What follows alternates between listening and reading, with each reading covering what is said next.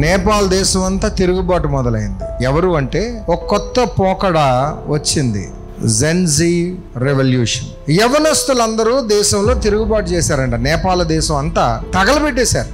నేపాల్ యొక్క prime minister గారు వారి ఇంటిని తగలబెట్టేశారు. ఆఫీసులన్నీ, పార్లమెంట్లు కానివ్వండి, వారి యొక్క పొలిటికల్ ఆఫీసులు, మినిస్టర్స్, ఫైనాన్స్ మినిస్టర్ అయితే తరివి బట్టలు ఊడదీసి మరి కొట్టి, కాలవల్లోకి తరిమి కొట్టి రాళ్లతో కొట్టి చంపేస్తున్నారు. పోలీసులను సైతం కొట్టేస్తున్నారు యవనస్తులు రాళ్లతో.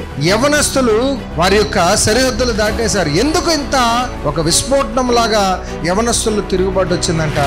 ఆ దేశం అంతట్లో సోషల్ మీడియాని బ్యాన్ చేశారంట. మరి యవనస్తులకు అదే కదా. అయితే వాటిని బ్యాన్ చేసేసరికి యవనస్తుల్లో వ్యతిరేకత వచ్చింది.